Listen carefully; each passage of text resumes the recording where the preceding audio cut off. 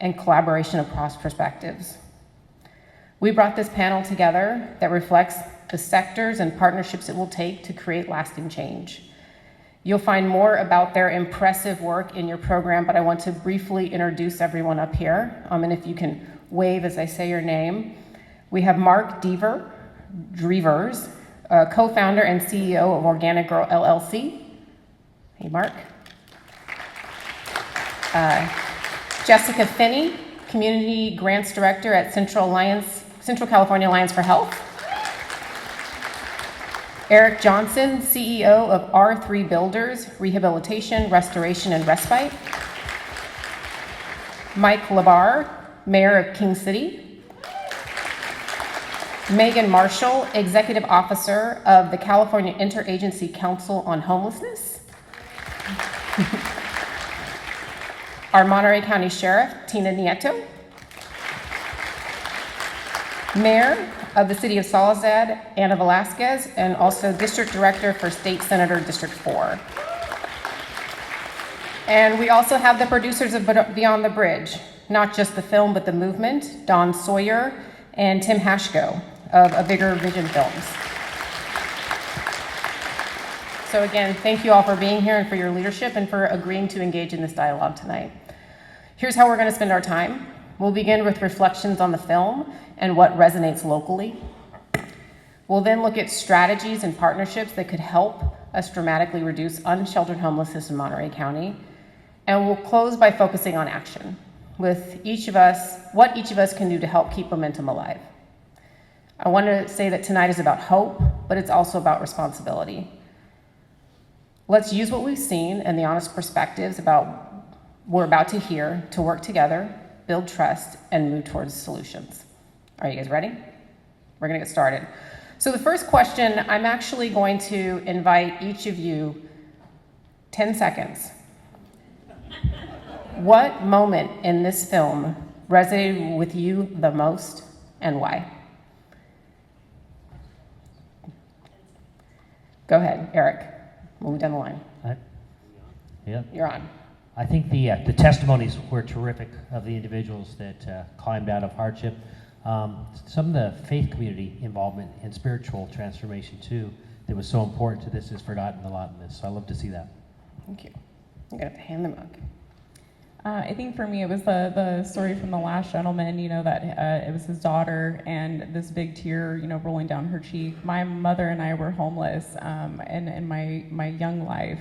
And we were not treated with the same respect and dignity that I hope to instill in our state programs. And so it's been my commitment and my service to see my mother in everything that I do. So that really resonated with me.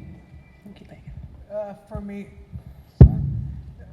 For me, it was the common theme throughout the whole movie, which is that it takes partnerships, it takes collaboration, it takes everybody working together to make solutions happen and to bring real change.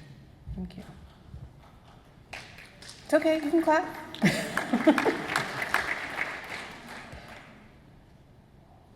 That was my biggest takeaway, that no matter how big or small a community is, you all have the same elements. You have law enforcement, you have healthcare, you have service providers, you have everybody. You have all the elements to be successful. I think for me it was the idea of housing first and really making sure that we didn't expect from our homeless community what we don't expect from ourselves. So I think the one line was, let them manage their problems behind closed doors like the rest of us.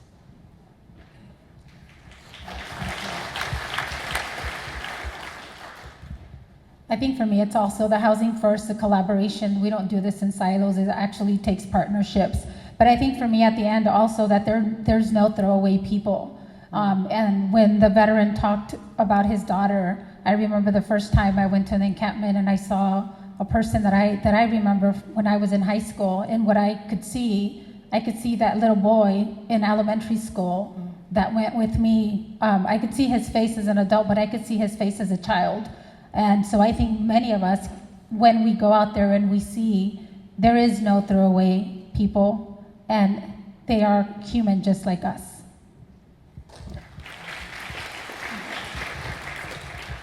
I think what struck me the most is around giving people choice, and not giving them, but just, making space for people to make their own choices for their own lives, and reflecting on the places of trauma that a lot of people come from, and making space for healing, and having a peaceful place to do that.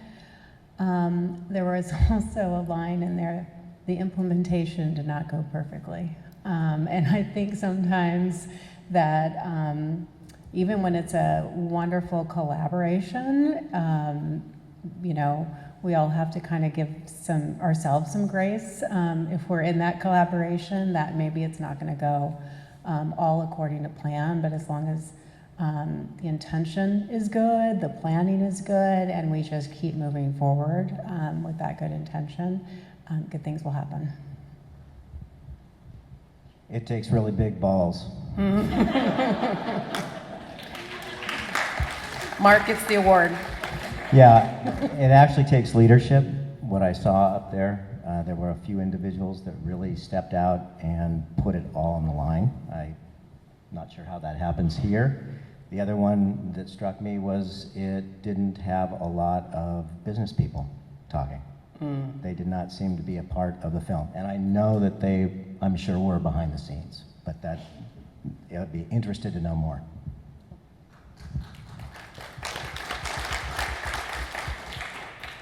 What struck me from the film was all the different perspectives and the different ways people saw the homelessness situation.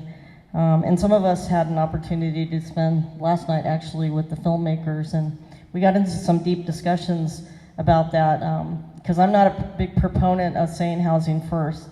And because my lived experience is I get the thing, well, you have to give them a house. And I'm a big proponent, though, of the housing first model, which is permanent housing with supportive services. So that's my big takeaway, is educating people what it is and what it isn't. That's a really good point, Tina. So I asked the panel to respond in this way because I think it's really important to recognize that they're all up here as individuals and humans, and they're responding to this film in exactly the same way you are. And so in addition to their personal, professional roles and the expertise that we're asking them to bring to this conversation, we're also bringing to it their reactions and their responses. And so wanted to ground a little bit in how you might be responding as we move through the questions. So I'm going to moderate this in such a way where I've identified, you've seen some of the questions, I've identified someone who I'm going to ask to kick off the response to that question, pretty much move us through it. If you have a burning desire to also respond, you are welcome to do so. I will butt in and keep us moving forward. I may challenge you, I may ask your other panelists to do so as well. So let's do this. So my first question, I'm going to direct both to Mayor LaBarre and to Eric. And I was hoping that you could talk to us about how do the solutions highlighted in Beyond the Bridge compared with what you see currently happening in our community? A lot of similarities. So in King City, we had a large homeless encampment down in our riverbed. This was something that brought community members asking, what can we do? We need to get them out. We're worried about fires or his health and safety issues. But fortunately, I was part of a council that saw this, that it's not just move people out because that doesn't solve the problem. So we started the process of going forward for a permanent supportive housing grant through the state. We were successful at that. We had a lot of support within our community because they saw that addressing multiple issues at the same time, and at the same time, they're also seeing this wasn't just about putting into a shelter, but this was actually giving them a place to live and having the services that will help them, because we firmly believe at our city that every path a person is on that brings them to homelessness, the path out is individualized and needs to be customized so that they could be successful. I'm sure many of you heard that through this process, our developer basically absconded with money and killed the project. I was very happy to be part again of the council and the city administration and our great city manager, Steve Adams, who all together, thank you, Roxanne, we could have easily just thrown our hands up and said, we're done, we tried, we did our best, sorry everybody. But we all pulled together with all of our partners, and through those conversations, figured out a path forward. The county was a crucial partner in that, but everybody from the coalition of the Continuum of Care, the Coalition of Homeless Service Providers, absolutely was there helping us to get to the end, because we had put those individuals in temporary housing that was only supposed to be for 6 months. It ended up being just about 2 years before we got the project reignited, and it's now getting the renovations going on. And this project will effectively house all the homeless individuals in King City.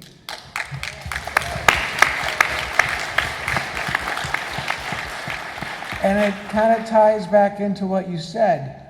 No matter the size of your community, if you have the will and you're ready to do the work, you can actually solve the problems in your community. And when you do that, it helps every other community.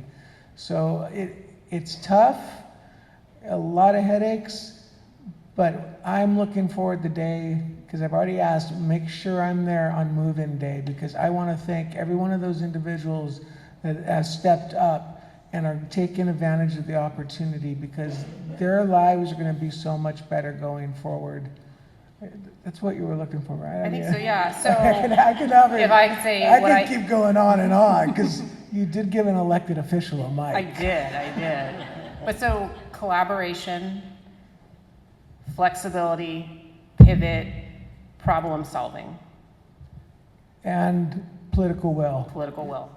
Thank you. Yeah. How about you, Eric? You've been in this industry for a long time, working all over. Compliment you on King City. We used to take grocery bags down to people in the river there. One of the funny stories, Don Chapin, who most of you probably know by name, ran into this very creative family that was living in the river, and they were growing row crops. I mean, they were phenomenal. But they had a Don Chapin generator to pump water out of the ground so they could drink it down there. And so I hassled Don about putting the generator out in the community, but it was a great collaborative way of making something happen down there. But what happened from then until you housed people was absolutely phenomenal, and a marvelous model for what we should be doing in small communities and larger communities. So thank you. That was great. I think there are some critical things we need to do.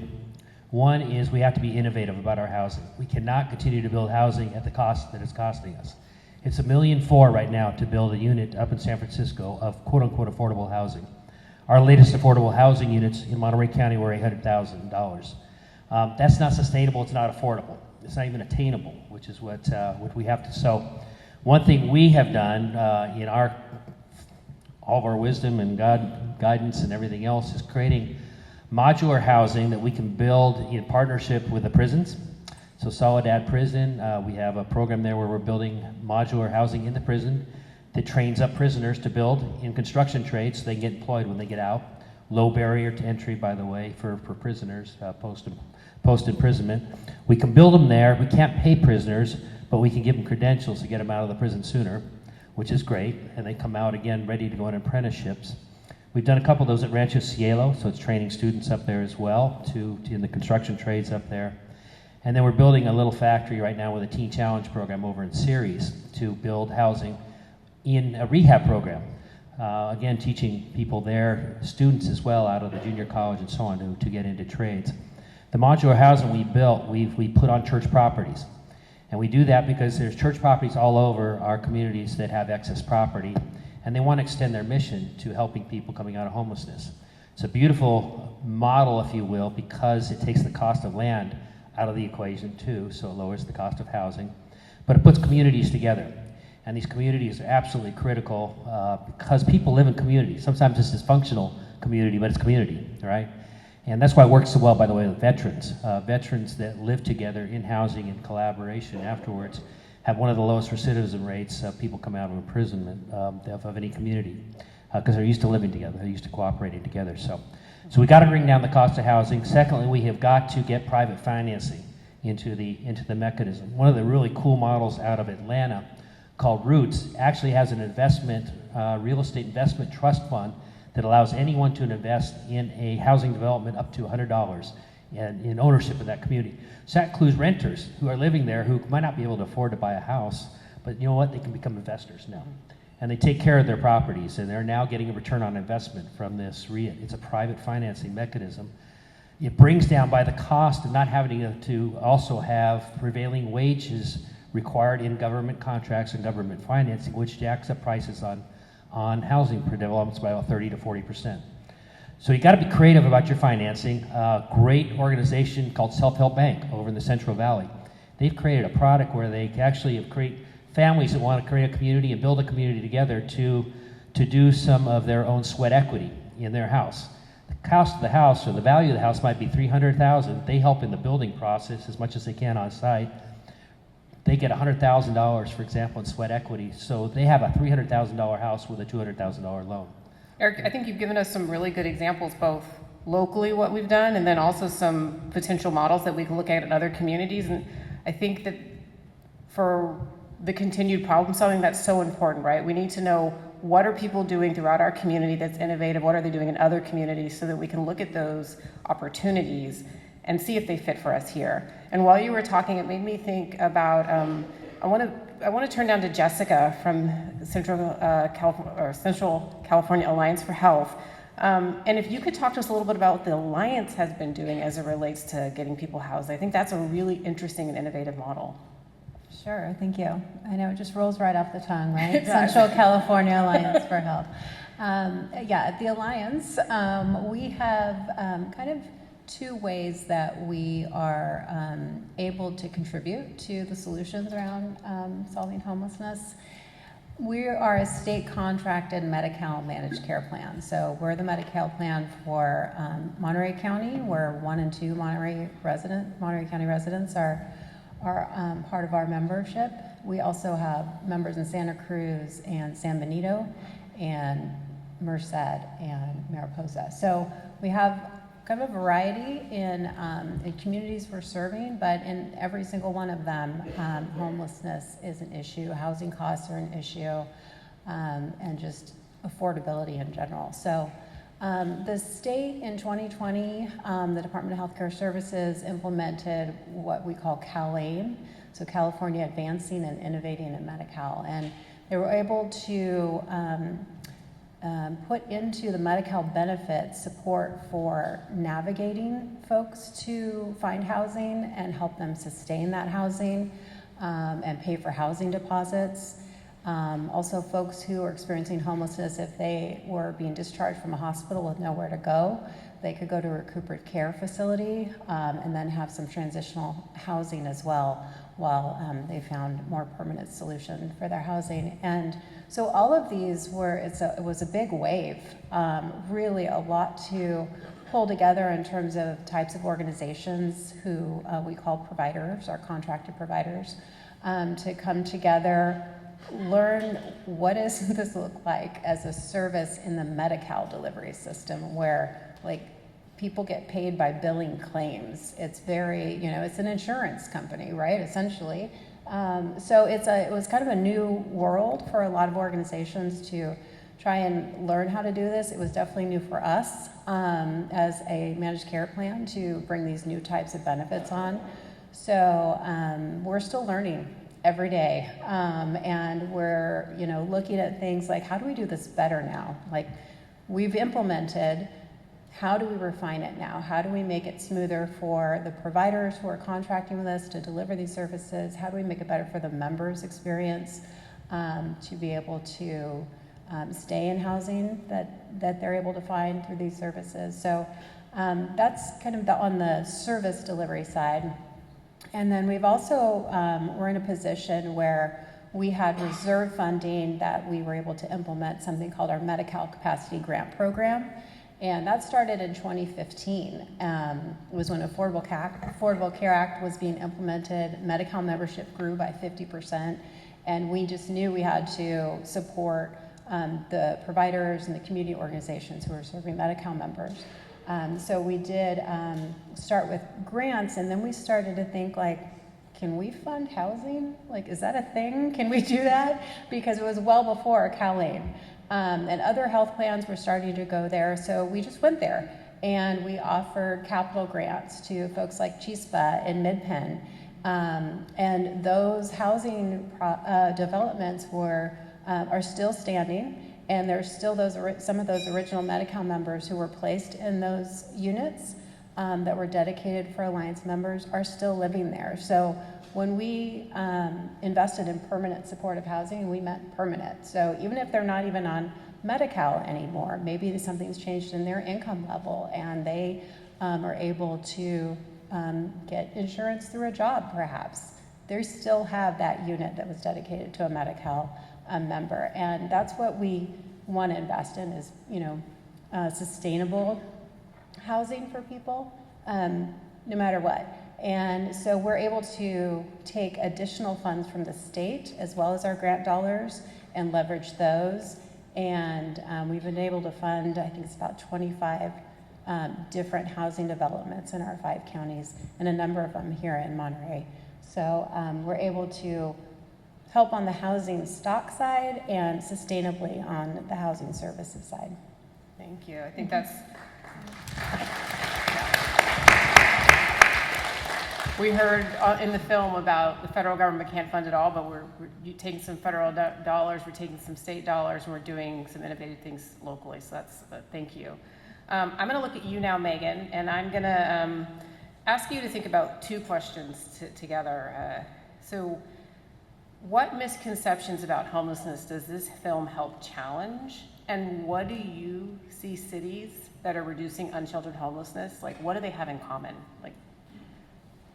So I'll start with the second question first. The cities and counties that we see successfully reducing unsheltered homelessness, chronic homelessness, population-specific homelessness, whether that's veterans or families or youth, consistently across the board are investing local dollars to bring alongside state and federal resources, recognizing that most of those are either tied to entitlements, which requires somebody to be eligible for something other than just the circumstances of their homelessness, and recognizing that doesn't take you very far, right? And so we've seen, I think we're at 9 or 10 very large counties in California now with their big city partners as well, who are seeing drastic reductions in homelessness, and across the board it's because they're making those investments alongside their state partners and the federal resources that remain. Yeah. And you have to remind me of the first question because I backed into that one. Misconceptions about homelessness the film helped challenge. Yeah, and this I think they sort of rattled off like the top 5, but there's any number of them. But the top that we contend with is that these are all drug users. These are all crazy people who are in the circumstance because of their mental illness, because of their substance use. And what you saw in the film is, from my own 20 some odd years of field experience, that's absolutely not true. This has been a crisis decades in the making, long before we see or see now 18-year-olds in our own communities who are experiencing homelessness. This predates that person's individual experience, and the film did a fantastic job of dispelling those untruths. Absolutely. So I'm going to turn it down to you, Sheriff.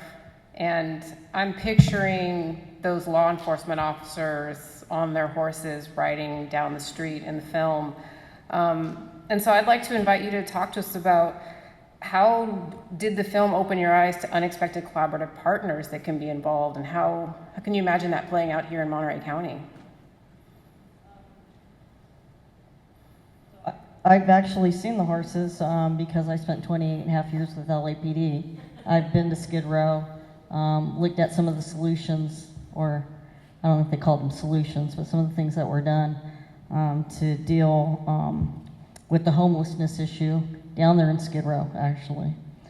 But where I see it working here, again, and I actually put thought into this. I even Googled some stuff, and because we got our homework.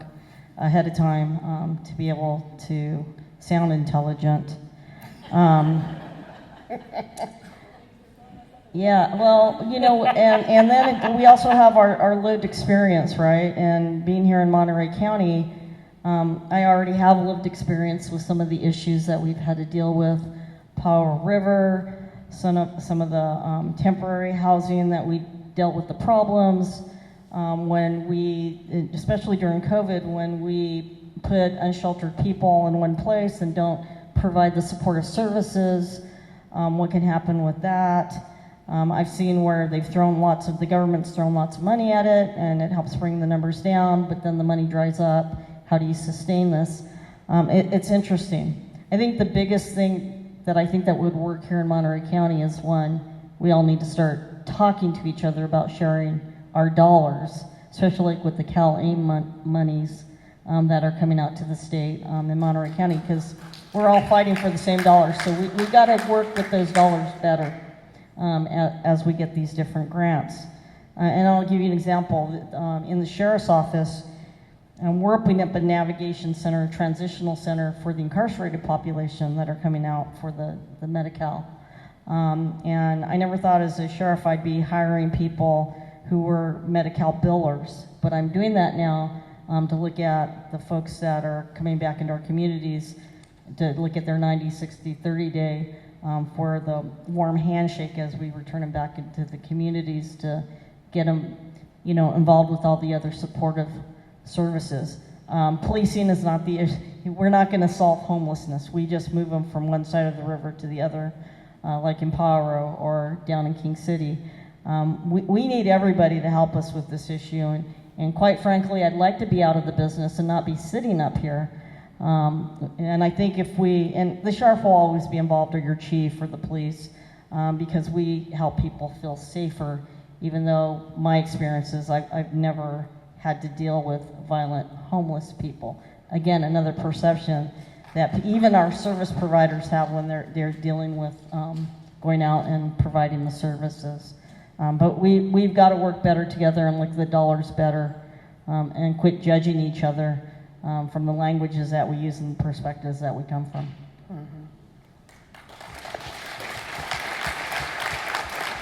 So, Mayor/District Director Velasquez, Anna, I'm going to turn to you right now and see if you could elaborate a little bit more on some of the strategies shown in the film that you believe could be adapted here, or strategies that you're seeing being used in your communities. Yeah, thank you. I think I resonated with a lot of the strategies, and I think a lot of it, when they talked about the mayor's office, and I know you went to different communities, and there has to be leadership, and there has to be champions. And I know for us, at least in our community, and I'll speak to that, you know, we had an encampment also in the river, and it had been there for a while. And when we started with the point-in-time count, you know, the first year we did it, we saw there was, you know, probably only 20 people out in the river, and we went back the next year. We did when we went back for the point-in-time count, we saw that there was an increased number in the river. And at that time, it was important to be able to understand that we had a problem, and we wanted to make sure that we addressed that issue, and not necessarily a problem in terms of the people were the problem, but that there was an issue. And one of the important initiatives for me has always been housing. And many of our cities, as we know, we have a housing element, and part of that housing element that is a mandate from the state is we have to look at the housing for every person in our community. How do we provide housing for everyone? And everyone means everyone. That means also people that are unsheltered. So looking at that and saying, how do we ensure that we're also looking at the population and what can we do? At that time, especially small rural communities, it's really difficult because we don't have the general fund, we don't have the budgets. But the county had the Lead Me Home plan. And at that time we said, you know, how can we look at the county plan? And a lot of times what we do as cities, and we have to make sure that these documents that we take multiple years to prepare, we invest multiple dollars in preparing these documents, that they don't sit in a shelf. They don't sit somewhere and we never look at it and we don't really implement those outcomes. So we looked at the county's plan and said, how can Soledad look at the initiatives that are in that Lead Me Home plan? Maybe we can't accomplish all of them, but what are the ones that we can accomplish?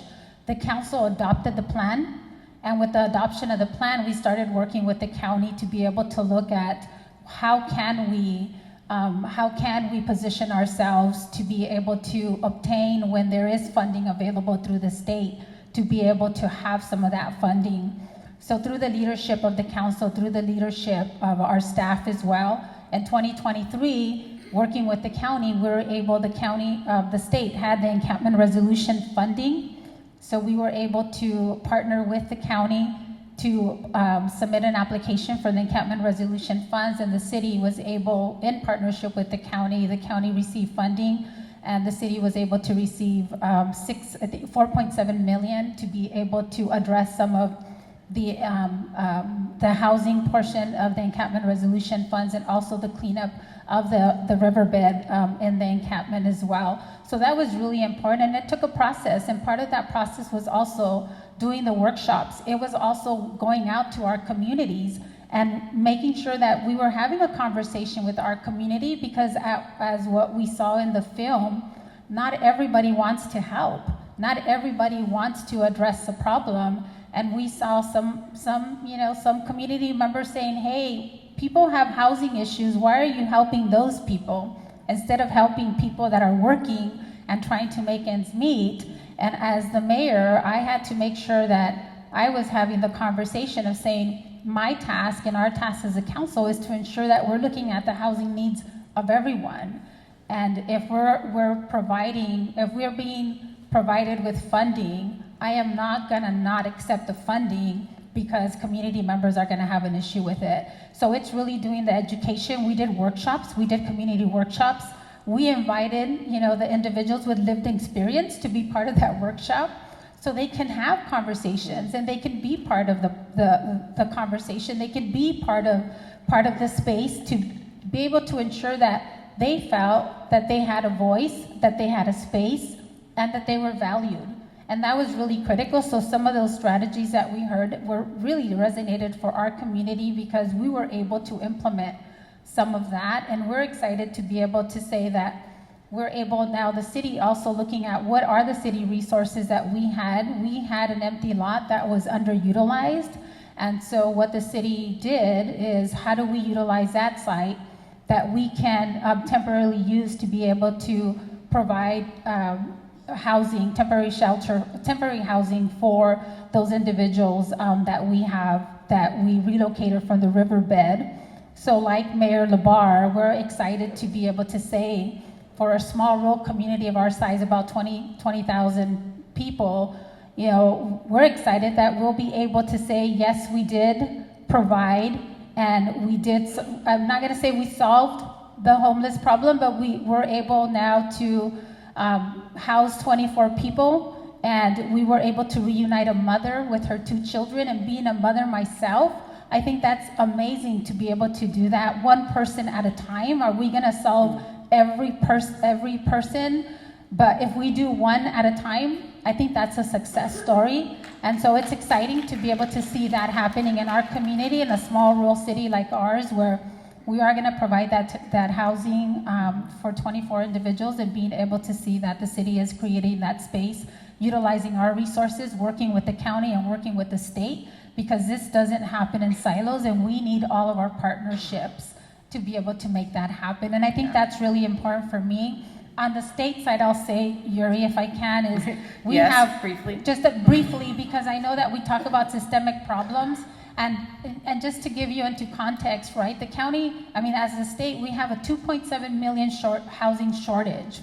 And in order for us to really address that, it's gonna take a collective to be able to solve that problem, and it's all of us working together. We don't do this alone. So it requires local government, it requires state government, it requires federal government to be able to support and solve the housing crisis, but also to be able to put more money and invest more money into the mental resources and the other resources that are needed, the wraparound services to be able to support our population. Thank you. I think Megan wants to respond to something she heard. Yeah, just a burning desire to just add on to that and to underscore, I think, for the sake of the audience, you have two mayors here who are deeply committed, and this is the type of leadership that if we had this at every city, regardless of size and regardless of geography, we would not be in the issue that we're in as a state. I think it's really important for the audience to know that the two projects that these mayors are speaking about, there's a third project that happened to have been applied for by Monterey County on behalf, though, of an encampment that is actually in the city of Watsonville. That project has been delayed years at this point because that same leadership, because that same passion to move this work forward is unfortunately non-existent. So I just want to applaud the two mayors that we have on this stage and say, on behalf of the administration, on behalf of the state of California, thank you for serving as a model. King City, when I met the mayor, I said, you're the mayor of King City, let me tell you how great your city manager is. To have a city manager who is the highest official in any city government, non-elected, by the way, to have that level of commitment to seeing this work through is exactly why these communities are successful. So, thank you. Yeah. Thank you. And Yuri, and thank you for that. And I do want to acknowledge our city manager, Megan Hunter, who is in the audience. And I also have to give her a shout out because she has been amazing through this process and having a lot of the logistics, a lot of the, just a lot of that fortitude to be able to move us through. So I just want to give her a shout out because it does happen through collaboration and partnership. Thank you. Thank you.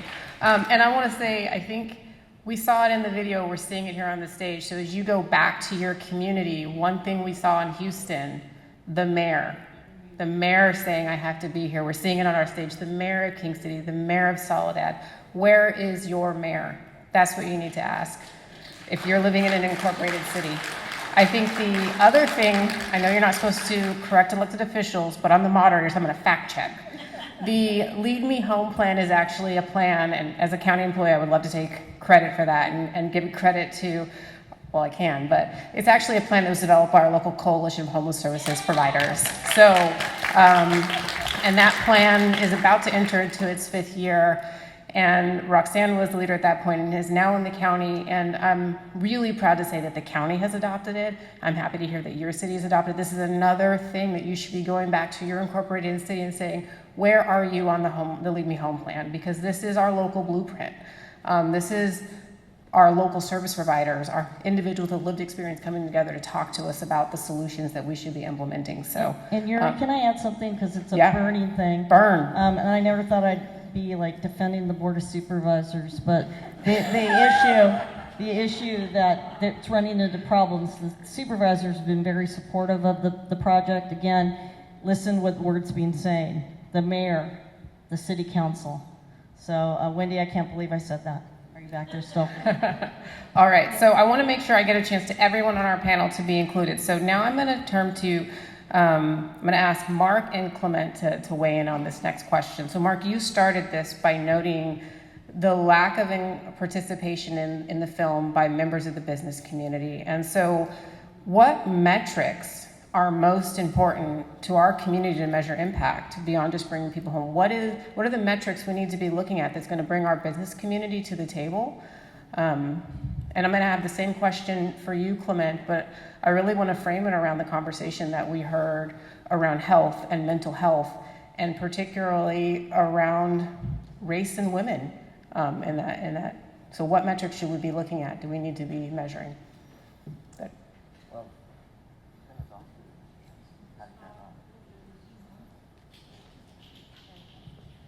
I'm clearly not a public official. I don't know how to turn on a mic.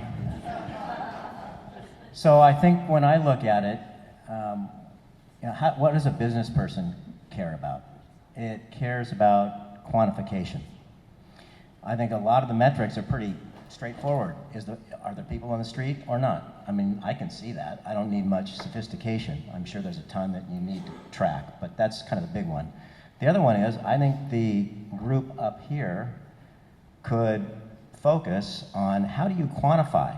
Because if it costs X million of dollars to deal with the problem and having people out on the street, because it costs you money, a bunch of money, I would look at making an investment that eliminated that expenditure, and it would cost me money to make the investment as opposed to other people making investments that don't really do anything. Was that kind of clear? Yeah, I think so. So I would focus on quantification. The second thing I would say is that business is extremely good at adjusting.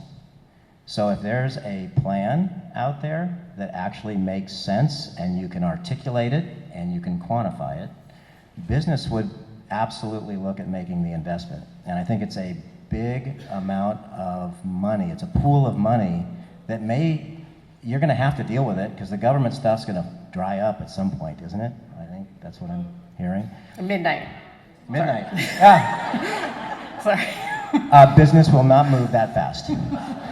But anyway, those are the things that I would look at. Quantification, view it, present it to business as an investment, and be clear about the money you're spending, and then ask business to make adjustments and participate in it. Thank you. So I heard that as both an invitation and an offer to make introductions. Is that what everybody else heard? I've told Jill a million times, I don't think it's a lack of dollars on the business side. I think it's a lack of ideas coming to the business community.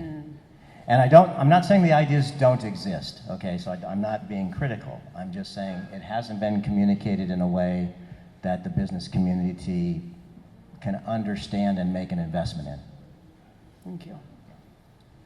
So to add to that, I'd say a couple of things. One, I think that the money is there. And we've seen it in our community in a number of ways, but I think the most obvious way for me that we've seen it in the community is the amount of money that is poured into our youth through the Rancho Cielo Youth Campus. I think taking a model like that, we've got the business involvement, we have the people in the community that are really ready to see change with our kids in our community, and I think that same focus can be done with homelessness. On the healthcare side, what we're really trying to do is make sure we provide access to anyone that needs it, from keeping our emergency room open, which has become a primary care site, to actually taking a mobile clinic out to areas in the community where we can provide free services to the community members that need them. I just think pulling these types of models together where we've already seen some success, and then adding on, the work that each individual group can do. I would say housing is maybe not in our wheelhouse yet, but access to healthcare and managing social determinants of health is something that's really a focus for healthcare, and that's something we can do and partner with the community organizers that are really doing this work to support homelessness here. So one metric, potentially the reduction in urgent visits to the ER by unsheltered persons, because now they're in housing and they're being able to get those wraparound services and be able to address their health needs before it shows up at the ER. Absolutely. Right? Okay, thank you. And Eric? I just wanted to add two more comments. Number one, I don't think we do a good job of inviting business into the issue. If you look at the coalition makeup, you don't have businesses at the table or business leaders. You don't have faith leaders at the table that are helping, being invited into solving the problem. I'd like to see businesses have a platform for creating employment pathways for people that need a place to be employed in our county that's sustainable, and that they'll take a chance on people that they might not otherwise take a chance on because they have a criminal record or whatever it may be. But our businesses need to be pathways to employment for people in that context, and that's part of the wraparound services, I think, on the back of this, so critical. So I think we undersell businesses and we undersell faith communities. We don't ask them to do enough because we give them what I would consider some menial tasks sometimes, instead of shooting for the moon and giving them some tasks that take advantage of the incredible skill sets in all the businesses and the faith communities that we have, and the people that just want to help, but they're not invited to the table. So we got to be creative about how we do that. So Eric, again, this is the sheriff. I have seen models work, even in Los Angeles, the Pacific Palisades Task Force on Homelessness. It was probably one of the few models that worked in LA. And you know who put that together? The business people. And they brought in the other people to make it work. Now, Palisades is burnt down, unfortunately. So I don't know where their model is now, because I still talk to those folks. But it was the business people, because they do quantify things. They want to know where every dime's spent, and they don't want to waste any of it. And so they were great partners to deal with some of the issues on the west side in LA. And it was the only model working in LA at that time. Anna? Yeah, so I'm just going to put on, just on my state hat, because I know through the legislature, they did pass legislation to allow for housing to be built on faith, on religious, right, faith communities. So I think looking at what we do have, what resources we have not tapped into, and how do we bring those into also the partnership. That's a great point. Like, how are we actually using the tools that have been made available to us? Did I see Jessica wanting to say something? Yeah, I just want to add in on one of the questions about the metrics, and we were talking about, reduced emergency department utilization, but also readmissions to hospitals. So that kind of continuum of recuperative care for folks who are experiencing homelessness, all the way to being housed and having a safe place to live, is going to reduce that readmission. But all of those services, the wraparound services, or whatever you want to call them, supportive services, that folks are connected to once they do access to care. So if they are in the emergency department, or if they are admitted to the hospital, the connection to care managers and to navigators, community health workers, those kinds of supportive staff who can say, okay, what do you need now so you don't find yourself here again? Like, is it that chronic disease that you need support in managing? Is it the medication you need? Do you need a wheelchair? Like, what are all those things, right? Do you need just food delivered to your home? Because all of those things, like through CalAIM, have been built into the Medi-Cal delivery system now for those folks. It's complicated. We all know healthcare is complex, right? So accessing those things can still be tough, but those folks who are the case managers, community health workers, they're the glue, and they're the folks that are the trusted messengers that really help Medi-Cal members navigate the system and get what they need. Great points. All right, I'm about to fail as your moderator because we're at 8:29 and we're supposed to be done at 8:30, but I do want to see if we have the opportunity for one question from the audience. And while that question is coming forward, I'm going to let you all know that I'm asking you, I'm changing the question a little bit. What is one action that you can take, that you're thinking about taking as you walk out of this room tonight? And I'm going to ask that question of every person in this room as well. When you walk out here, what's an action I can take to keep momentum moving forward? And then I'm going to invite Dawn to talk to us briefly about how do we keep momentum alive. So you be pondering what action you think you can take while I invite one question from the audience. I see a gentleman over there in the yellow shirt. Let's start off with a statement first. One thing I didn't hear mentioned is that pets. A lot of, especially women, have dogs for them because it's a warning system that lets them know that somebody's going to come and approach them and possibly do harm. A lot of systems don't allow those people to bring their pets with them, and it's like a child. Okay, so that was just a statement. Okay. The other thing is that there's an economy that exists out there, and when you break up an encampment, you break up people's economy. If you put them into housing, you have to replace that economy somehow. You have to give them the opportunity to be able to make money. You can't just throw somebody in, throw in keys, and show up once in a while and say, hey, how are you doing? Okay. So the question I want to ask is, every one of you that's sitting up there, I want you to think about what you are going to do differently after having seen this film. This is my 5th time watching this movie. And I'm going to watch it again and again and again. And every time I want to bring people, especially like you're talking about the mayors, coming, and the council members and the supervisors to come and see this, to make that change. Sir, what's your name? Robert. Robert gives you the last question. What are you going to do differently? Can I just answer his question in regards to pets? So we understood that in the encampment that we had in Soledad, because we heard that over and over again in terms of the pets. So our encampment does allow pets. So we do have that. And part of ours, we also have a homeless outreach coordinator who is coordinating and supporting our unsheltered homeless people. So thank you for that. We notice that, and we have that as part of our program. Thank you, Anna. All right, Mayor LaBarre?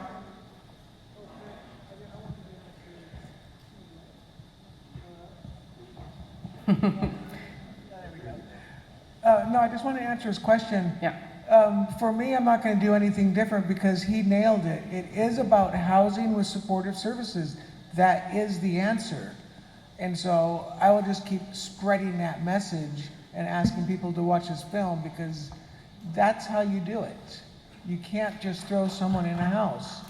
You have to give them the tools and resources so they individually can survive and can find their happiness in life. Thank you. Anyone else on the panel want to answer Robert's question before we close out? All right, Dawn, how do we keep moving forward? How do we build momentum? Okay, so the next step for, your county is huge, and I don't have a real picture of, municipalities and all that kind of stuff that's going on here. But I know that you've had great success, and but there's some things that need to be fixed, So your first step, I'll just tell you what Milwaukee did. After they did their plan and they implemented it, they set a table, and the table had the sheriff and the police chief at it. They had healthcare executives at it. It was convened by their downtown business district person who talks like a service provider. She's incredible. And so business was at it. The university was at it. Marquette University was at it. Of course, the county that was driving the whole thing was at it. The city was at it. The COC was at it. And they met for, there originally was going to be 12 months, once a week for 2 hours. And they just had to put that in their schedule. And so then at 12 months, they said, we need 6 more months. So they went 18 months meeting like that. And the intention of doing that was everybody was going in a different direction. So once you get everybody committed to it, this death match of finger pointing, you're the problem, you don't do your job right, and all that kind of stuff. Now everybody's sitting in the room, and so you have to talk it out because you're all committed to fixing the problem. And so you develop a shared mission, a shared goal, and eventually you find we can't do this because, these barriers here, and the person who can eliminate those barriers are at the table too and say, well, I can do this. And so now you can, use each other, you can combine efforts, you can combine programs, you can do all of these things. And what you really find is that your strategy, the biggest problem that places have is they implement a strategy and they walk away. And, 2 years later, wow, that didn't work. It wasn't the strategy that was a problem. You couldn't deal with it in real time. So your next step is to get a table, and even if you have a table and it's not working, then you need to bring more people to the table. For example, business. Tim and I started this whole thing out with the premise of the biggest untapped ally to homeless services is the business community. And the problem is they are not approached with a business case. You're not making a business case. You're just a bunch of social workers rolling at them saying, and it doesn't work, right? Mm-hmm. So you need to. Agreeing with you. What Milwaukee did was they made a huge business case to, top business people, and then the business people sat back and said, okay, we will call you instead of the cops. And that was it. Until they saw it working. And, you know, it took a couple years and they see it working. They see the downtown is getting cleared. They're seeing that this whole thing is working, and now they fund outreach workers, and they fund different things because now it's a community pride thing. We're the number one, you know, that kind of thing.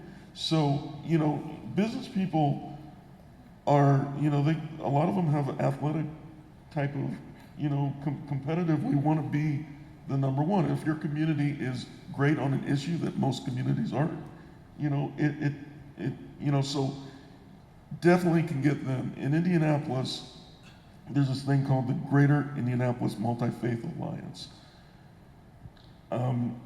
Indianapolis just implemented a Streets to Home program, 8.1 million, 2.7 came from the city, first time ever. 2.7 came from a foundation that's just for services. 2.7 is being raised by the faith community and, you know, some other foundations. Normally, truthfully, faith communities in homeless services, homeless response systems are avoided like the plague, unless it's a shelter, because of all the requirements, you know, rules, different things.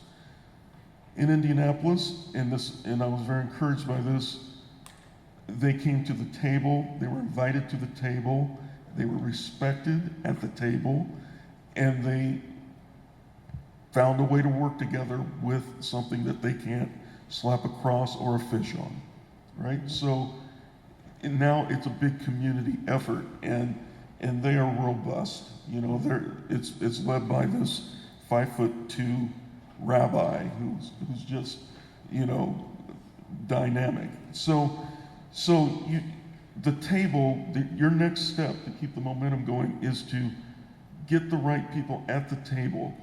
And I will tell you this, that we've seen nowhere in the country where a homeless response system is being successful where it is not constructed to serve the needs of the people versus the needs of the people who are serving the people. That makes sense, but in practice over the years since the 80s, it's a proven failure to do it that way.